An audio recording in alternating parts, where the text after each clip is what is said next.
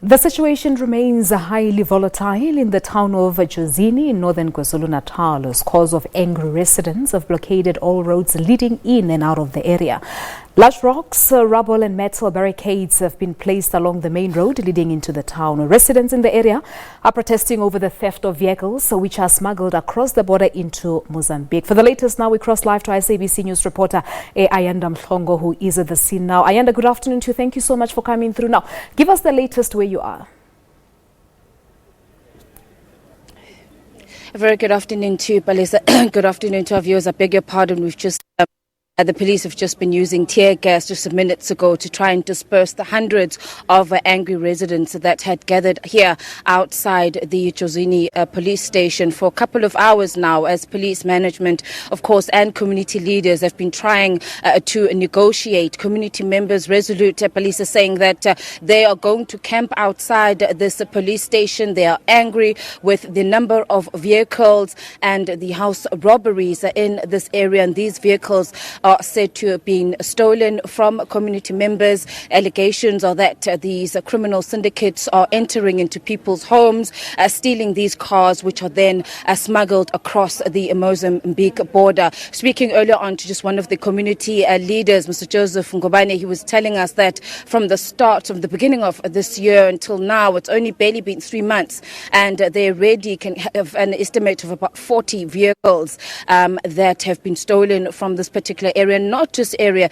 as well, but also vehicles that are coming from other parts of the country. And they are saying that they are bearing the brunt of these crime syndicates. These cars that have been stolen from Gauteng, from Mpumalanga, are being brought and hidden in different parts of this area. And in times when they report this, they then become the target of these criminal syndicates. The entire road, as you said there earlier on in your introduction, the road leading into Jozini has been completely closed off since last night. We took 2 hours, where usually it would be about 15 minutes or so from the main into the town of Jozini to enter into the town, but it took us about 2 hours to maneuver through the rocks and the barricades to try and get here. And earlier on, our attempts to even film, take visuals, the community very, very angry, and we had to seek refuge here inside the police station, where we have been for the past hours, being protected by the police, as the community leaders as well as the police management have been trying to negotiate with them. They're saying that they want the Minister of Police, barricades, and they have demands that they have vehicles that have been recently been stolen this week. They seem to have information about where these vehicles are. They want these vehicles to be found. They also have made allegations against police officers, which they said are led to be part of these syndicates, and they want police management to deal with these police officers. And the other demand, of course, that they have is that for the South African government to step up its efforts in working with the Mozambique government to bring an end to the crime in this area, failing which they're saying they're going to mobilize other communities stretching from here in the Jozini area right up to the entire region, that is the Mkanyugute district, up to areas in Mangozi, which is the border between KwaZulu-Natal and Mozambique. I'm just going to ask my colleague Palisa and Dando Myandu, just as that we move, just to give you, it's pretty quiet now. The police have managed to disperse the crowds that had blockaded outside the police station, enabling no one was coming in and out besides the police officers. There's now been reinforcements that have come through from Durban, as well as the Ulundi public order police. They are here now, and they've taken control of the situation. But the community is saying that this town is going to be a lockdown. That is no one that is going to be coming in and out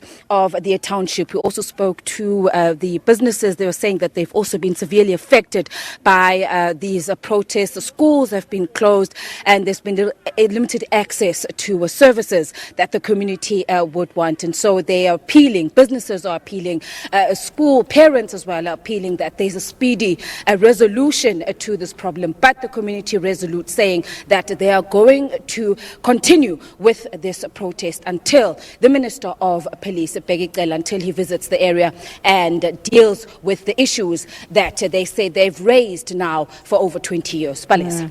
So, Ayanda, we understand that a police vehicle was also torched last night. Have you been able to seek the police response really on these allegations that are being put forward by the community members?